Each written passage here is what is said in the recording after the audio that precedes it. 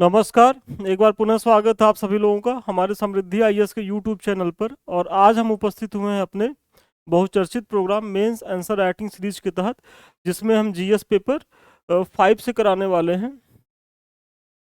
और आज का जो हमारा प्रश्न है कि भारत के आद्य ऐतिहासिक लेखन में उत्तर प्रदेश के योगदान को रेखांकित करिए। क्योंकि आप सभी जानते हैं कि जो जीएस पेपर 5 और 6 है वो यूपी स्पेशल का पेपर है, तो हम उसी को कवर कर रहे हैं। और मेरा इस सीरीज के माध्यम से ये प्रयास है कि मेंस आंसर राइटिंग को लेकर के जो आप लोगों के अंदर समस्याएं हैं, जो आप लोगों के अंदर एक डर रहता है।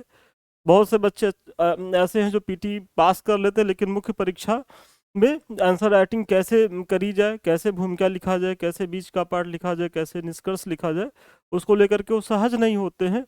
तो उसी दिशा में हमारे संस्थान द्वारा, हमारे द्वारा एक छोटा सा प्रयास है। और पीछे भी मैंने बहुत से क्वेश्चंस कराए हैं, यदि आप लोगों ने नहीं देखा है तो पीछे भी जा करके हमारा वीडियो देखिएगा, तो वहाँ से भी मिलेंगे। और ये कुछ नए क्वेश्चंस हैं।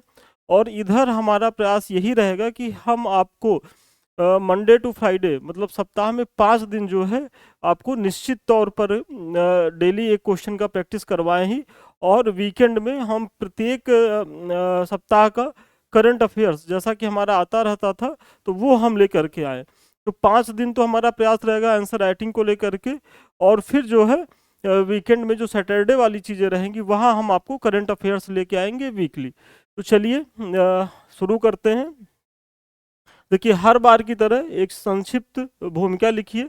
और भूमिका को लेकर के बहुत सोचने की ज़रूरत नहीं है कि बहुत भारी भरकम शब्दों का या बहुत ज़्यादा। क्योंकि देखिए, इस समय जो प्रश्न पूछे जा रहे हैं, आप सभी जानते होंगे कि 20 प्रश्न पूछे जाते हैं, जिसमें से जो 10 प्रश्न होते हैं वो 8 अंक के होते हैं, 125 शब्दों में लिखने होते हैं। बाकी जो होते हैं 12 अंक के होते हैं, 200 शब्दों में लिखने होते हैं। तो आपके पास सही मायने में जो 12 अंक के प्रश्न है या जो 8 अंक के प्रश्न है, तो इतने शब्दों में लिखना होता है, तो बहुत आप सोचने में समय खर्च करेंगे। तो फिर आप जो है लास्ट में प्रश्न छोड़ के आ जाएंगे। तो और वैसे भी भूमिका जब ऑप्शनल पेपर होता था तो ऑप्शनल में ये सब चीज़ों की रिक्वायरमेंट होती थी। जीएस में तो आप टू द पॉइंट लिखिए और आगे बढ़िए, तभी आप अपने प्रश्न को, मतलब जो आपका प्रश्न पत्र है उसको पूरा कवर कर पाएंगे। तो एक छोटी सी भूमिका लिखिए कि जैसे इसमें कहा जा रहा है कि भारत के आद्य ऐतिहासिक, तो ये आपका कीवर्ड है। लेखन में उत्तर प्रदेश के योगदान को रेखांकित करें। तो सबसे पहले कि ये आद्य इतिहास क्या है, आप इसी को स्पष्ट कर दीजिए। और यही आपकी जो है ये भूमिका हो गई। मतलब बच्चे पूछते हैं सर भूमिका में क्या लिखे, तो भूमिका में वही जो की पॉइंट है थोड़ा सा उसका एक्सप्लेन कर दीजिए। और केवल एक्सप्लेन करना है, मतलब परिचय देना है, समझाना है कि आद्य इतिहास क्या है। कंक्लूजन नहीं। बहुत से बच्चे भूमिका में ही निष्कर्ष लिखने लगते हैं। और जब मैं मेंस आंसर राइटिंग की कॉपी आप लोगों का चेक करता हूं, तो उसको मतलब मुझे ये बहुत खराब अप्रोच लगता है कि आप अभी कुछ भी बताए नहीं अपने प्रश्न में के बारे में उत्तर में, और आप डायरेक्ट जो है निष्कर्ष लिख देते हैं। तो इस चीज से बचिएगा। तो बताइए कि आद्य इतिहास इतिहास का वह कालखंड है जिससे संबंधित लिखित सामग्री तो प्राप्त होती है, किंतु वह या तो पढ़ी नहीं जा सकी है या उस समय न लिखकर बाद में लिखी गई है। इसके तहत हड़प्पा सभ्यता और वैदिक काल को शामिल किया जा सकता है। अब इसमें यह कहा जा रहा है कि आदि इतिहास इतिहास का वह कालखंड है कि जिसके बारे में लिखित सामग्री अगर मिली है तो पढ़ी नहीं जा सकी है। आप सभी जानते हैं कि सिंधु घाटी सभ्यता जो है वो उसकी लिपि थी, वो मिली भी है, लेकिन अभी उसको पढ़ा नहीं जा सका है। और इसी तरीके से जो वैदिक काल है, तो वैदिक काल के बारे में मतलब जो लिखा गया है, आप तो कह रहे होंगे कि सर वेद वेद लिखा गया है, बिल्कुल लिखा गया है, लेकिन वो बाद की रचनाएं हैं। वो उस समय नहीं लिखी गई थी, वो बाद में लिखी गई थी। वही आपको यहाँ स्पष्ट कर देना है। अब उसके बाद चूंकि ये जो है 8 अंक का प्रश्न है, तो 8 अंक के प्रश्न में अब इससे ज्यादा आपको भूमिका नहीं लिखनी है। फिर आप अपने जो है प्रश्न पे उतर आइए कि जहां तक भारत के आद्य ऐतिहासिक लेखन में उत्तर प्रदेश के योगदान का प्रश्न है, तो इसे निम्न बिंदुओं से समझा जा सकता है। तो सबसे पहले हड़प्पा सभ्यता से संबंधित चीजों को आप बताइए कि वैसे तो हड़प्पा सभ्यता के आरंभिक चरण में उत्तर प्रदेश तक सभ्यता का प्रसार नहीं हो पाया था, किंतु विकसित हड़प्पा चरण में पश्चिमी उत्तर प्रदेश में इसके उत्कृष्ट प्रमाण मिलते हैं। आप सभी जानते हैं कि जो हड़प्पा सभ्यता का जो कालखंड है वो मोटा मोटा अगर देखा जाए तो 3300 बीसी से लेकर के 1750 बीसी तक माना जाता है। तो जो स्टार्टिंग में 3300 बीसी से लेकर के अगर देखा जाए तो 2600 बीसी तक के पहले के बीच की चीज़ें जो हैं उसको लेकर के उत्तर प्रदेश से बहुत प्रमाण नहीं मिले। लेकिन 2600 से बाद की जो बीसी के बाद की जो स्थिति है वहाँ से परिपक्व अवस्था के चरण मिलते हैं। और आइए एक एक करके उदाहरण देखते हैं। सबसे पहले आप आलमगीर को ही देखिए। आप सभी जानते होंगे कि यह सभ्यता का जो है हड़प्पा सभ्यता का पूर्वी सीमा है। आप सभी जानते हो कि नॉर्थ साउथ में बांटा गया है। तो ये नॉर्थ हो गया, ये साउथ हो गया, ये वेस्ट हो गया, ये ईस्ट हो गया। तो ये जो ईस्ट वाला है वही है आलमगीरपुर मेरठ। मतलब ये जो आपका मेरठ है यही है। और यह सभ्यता का पूर्वी स्थल था जो यमुना की सहायक नदी हिंडन के बाएं तट पर स्थित है। अब देखिए बायां तट आपको नहीं याद रहेगा तो ये मुख्य परीक्षा इसमें लेकर के घबराने की जरूरत नहीं है। ये तो प्रीलिम्स का फैक्ट है कि प्रीलिम्स में तो इस समय जिस तरीके से प्रश्न पूछे जा रहे हैं तो आप लोग जितना भी फैक्ट याद कर लीजिए उतना ही कम है। तो यहाँ करते हमारा ये प्रयास रहता है थोड़ा बहुत मतलब प्रीलिम्स को लेकर के भी कुछ फैक्ट जान जाइए। अब यहाँ से मिली क्या है तो हड़प्पा सभ्यता से संबंधित रोटी बेलने की चौकी मिली है, कटोरे के छोटे छोटे टुकड़े मिले हैं, गिलहरी, मोर एवं त्रिभुज आदि चित्रों से युक्त मृदभांड एवं सूती कपड़ों के साक्ष्य मिले हैं। मतलब जो पहला सभ्यता है का स्थल है वो है मेरठ में आलमगीरपुर। और आलमगीरपुर में ये आपको बताना होगा। देखिए ये मत बताइए कि बस पूर्वी स्थल आलमगीर है पूरा है तो वहीं से निकलिए मत, थोड़ी सी उसकी विशेषता बता दीजिए कि वहां से क्या मिला है, तब जा करके आपका उत्तर ज्यादा स्पष्ट होगा। क्योंकि अगर इतिहास को आप कहानी की तरह लिखेंगे तो आपको अंक नहीं मिलेगा। इतिहास में एक प्रयास ये करिए कि यदि कोई भी आप दावा कर रहे हैं, कोई भी आप तर्क दे रहे हैं तो उसके पीछे का प्रमाण दीजिए, तथ्य दीजिए, तब जाके आपका उत्तर फुलफिल होता है। इसी तरीके से दूसरा जो महत्वपूर्ण स्थल है हुलास है। सहारनपुर जिले में अवस्थित एक उत्तर हड़प्पा कालीन स्थल था।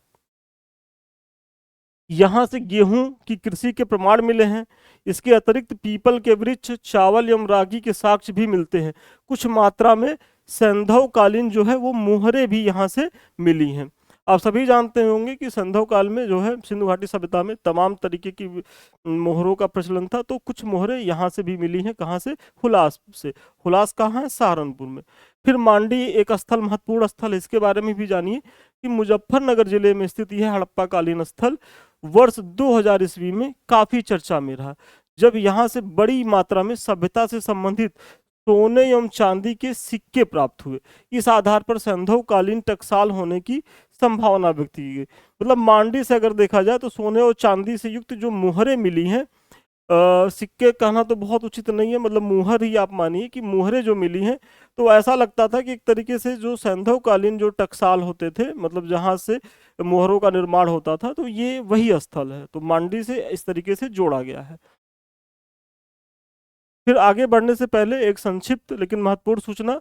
देखिए आप सभी जान रहे होंगे कि आप लोग की प्रीलिम्स की परीक्षाएं खत्म हो गई हैं। मुख्य परीक्षा की अभी कोई डेट तो स्पष्ट नहीं है। कई लोग कई तरीके की डेट बता रहे हैं। फिर भी जब भी हो, जो बच्चे पीसीएस 25 देंगे या जिनको 24 का मेंस देना है, अभी समय है मुख्य परीक्षा पढ़ने का, तो बहुत बेहतर है कि आप संस्थान के द्वारा जुड़ करके अपने आंसर राइटिंग को इम्प्रूव करें।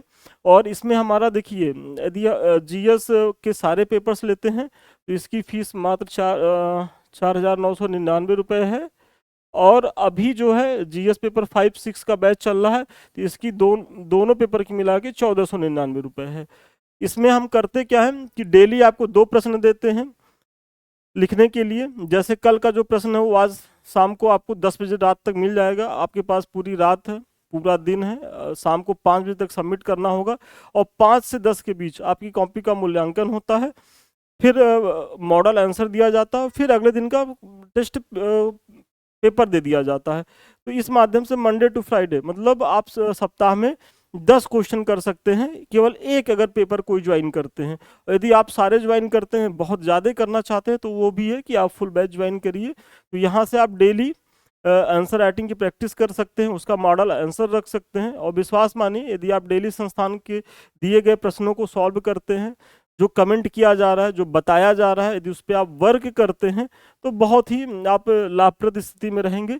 तो अधिक जानकारी के लिए 7303307507 पर संपर्क करें। संस्थान के लोग बेहतर बताएंगे। और ये हमारी टेस्ट सीरीज जो है वो चल रही है, तो आप लोग जुड़िए, अभी बहुत छूटा नहीं है, यदि छूटा भी है तो पीछे की चीज़ें भी वो करवा दी जाएंगी, तो अभी आप लोग इससे जुड़िए।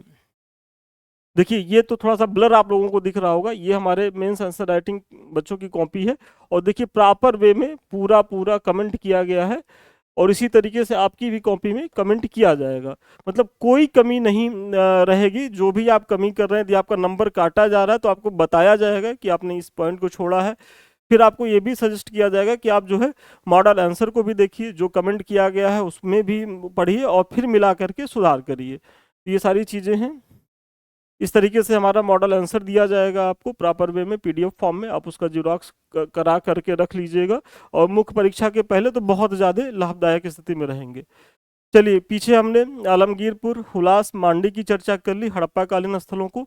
अब इसके अतिरिक्त बागपत जिले में स्थित सनौली, अम्बाखेड़ी, बड़गांव, मानपुरा जो बुलंदशहर में है, और कैराना जो शामली में है, आदि महत्वपूर्ण हड़प्पा कालीन स्थल है। देखिए अब चूंकि इसमें हड़प्पा और वैदिक दोनों बताना है, तो आपको अब इतना समय नहीं है कि इन सब के बारे में भी बहुत बताइए विस्तार से, बस दो तीन मुख्य मुख्य को आपने बता दिया, और इसको ऐसे ही लिखते हुए चले जाइए। अब आ जाइए कि यदि वैदिक युग की बात की जाए तो उत्तर प्रदेश के योगदान को देखो तो ज्ञात होता है कि ऋग वैदिक काल में उत्तर प्रदेश का विशेष महत्व नहीं था, क्योंकि ऋग वैदिक आर्यों का प्रमुख क्षेत्र सप्त सैंधव प्रदेश था।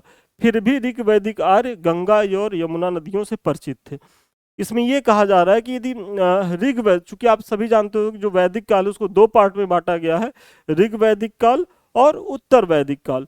तो ऋग वैदिक काल में यदि देखा जाए जो प्रारंभिक चरण है, तो वहां अगर देखा जाए तो सभ्यता जो है वो बहुत इधर नहीं आ पाई थी, मतलब उत्तर प्रदेश में उसका बहुत विस्तार नहीं था। पश्चिमी उत्तर प्रदेश में भी वो भी थोड़ा बहुत परिचित थे गंगा यमुना नदियों से, क्योंकि आप देख रहे होंगे कि इन सबों का उल्लेख ऋग्वेद में बहुत कम हुआ है, गंगा यमुना का। बाकी और जो सप्त सिंधु प्रदेश की नदियां थी, जैसे सिंधु थी, घग्गर थी, इन सबों का उल्लेख भरपूर होता है। तो इससे लगता है कि आर्यों का जो प्रदेश था, जो सप्त सिंधु प्रदेश, जो आधुनिक पंजाब, कश्मीर और कुछ पाकिस्तान के हिस्सों को मिला करके था, ये लोग मूलतः ऋग वैदिक काल में वहीं तक थे। लेकिन उत्तर वैदिक काल में ये चीजें बदलती हैं, और वही आप बता रहे हैं कि किंतु वैदिक युग के दूसरे चरण अर्थात उत्तर वैदिक युग में उत्तर प्रदेश का विशेष महत्व बढ़ा, क्योंकि उत्तर वैदिक लोग जलवायु कारकों से प्रभावित होकर के पूर्व की ओर बढ़े, और संपूर्ण उत्तर प्रदेश को पार करते हुए बिहार की सीमा तक पहुंच गए। और ये आप एक गौतम राहुगढ़ की जो कथा है उसके बारे में, जो सतपथ ब्राह्मण में है, जिसका उल्लेख है कि मतलब वो जो है सदा नीरा, मतलब गंडक नदी तक आर्यों का विस्तार हो गया था, तो आप उसकी चर्चा कर सकते हैं यहाँ। उत्तर प्रदेश के तहत गंगा यमुना दोआब को उस समय ब्रह्मर्षि देश कहा जाता था। मतलब अब सप्त सैंधव प्रदेश से निकल करके आर्य कहाँ आ गए, उत्तर वैदिक काल में ब्रह्मर्षि देश में आ गए। फिर उत्तर प्रदेश के अहिछत्र स्थल से प्राप्त लौह साक्ष्यों की कार्बन डेटिंग के आधार पर ही विज्ञान ऋग वैदिक एवं उत्तर वैदिक काल को विभाजन करते हैं। मतलब ये जो एक महत्वपूर्ण पॉइंट ये भी है कि जो अहिछत्र है, यहाँ से जो लोहे के साक्ष्य मिले हैं, तो उनकी जो कार्बन डेटिंग की गई है, तो वैज्ञानिक लोग उसी से जो है एक तरीके से वैदिक और उत्तर वैदिक काल का विभाजन भी करते हैं। तो इस प्रकार देखा जाए तो हड़प्पा सभ्यता और फिर वैदिक काल में भी विशेषतः उत्तर वैदिक काल में प्रमुख प्रमाण मिलते हैं। तो वही आप दे दीजिए कि इस प्रकार उपयुक्त विवरण से स्पष्ट है कि भारत के आद्य ऐतिहासिक लेखन में उत्तर प्रदेश की गौरवशाली जो है वो भूमिका रही है। तो चलिए, आज के प्रश्न का उत्तर हमारा यहीं तक था, और चूंकि 8 अंक का था तो बहुत ज़्यादा आपको विस्तार देने की ज़रूरत नहीं है, क्योंकि बहुत ज़्यादा अगर मोह करेंगे, सोचेंगे कि हम कॉपी भर देंगे पूरा, तो वो आपकी रणनीतिक रूप से गलती होगी। आप कॉपी तो इधर भरेंगे और लास्ट में आप जो है प्रश्न छोड़ के आ जाएंगे। तो प्रश्न के लिए तो सबसे पहले आप टाइम डिसाइड करें कि हमको कितना भी आएगा, हम उससे ज़्यादा लिखेंगे नहीं, चाहे 12 अंक में कितना लिखना, 4 अंक में कितना 8 अंक में कितना लिखना है, क्योंकि प्रश्न छोड़ करके आना नहीं है। देखिए, आगे बढ़ने से पहले महत्वपूर्ण सूचना, जो अभी मैंने पढ़ाया है, यदि आपको इसका पीडीएफ चाहिए तो ये हमारे समृद्धि आईएएस के टेलीग्राम चैनल से जुड़िए, क्योंकि यहाँ इसका PDF मिल जाएगा और यहाँ आपके प्रीलिम्स या मेंस से संबंधित बहुत सी जानकारियाँ संस्थान के द्वारा निःशुल्क दी जाती हैं। तो इससे तो ज़रूर जुड़िए। साथ में ही ये समृद्धि IAS का जो है हमारा यूट्यूब चैनल है, जिससे हम आप रूबरू हो रहे हैं, तो इसे लाइक करिए, सब्सक्राइब करिए, शेयर करिए। ये आप ही का चैनल है और इसे आप ही के माध्यम से आगे बढ़ना है। ये संदीप मिश्रा ऑफिशियल हमारा सेकंड चैनल है। यदि आप लोगों ने इसे सब्सक्राइब नहीं किया तो इसे भी कर लें, क्योंकि हम आपकी परीक्षा से उपयोगी बहुत सी जानकारी यहाँ भी टाइम टू टाइम लाते रहते हैं। और हमारे किसी भी बैच से जुड़ने के लिए 7303307507 पे संपर्क करें। ऑफिस के लोग और बेहतर तरीके से बताएंगे। तो चलिए, आज के लिए इतना ही। पुनः मिलते हैं नए वीडियो में नए क्लास के साथ। तब तक के लिए धन्यवाद, शुभकामनाएं आपको।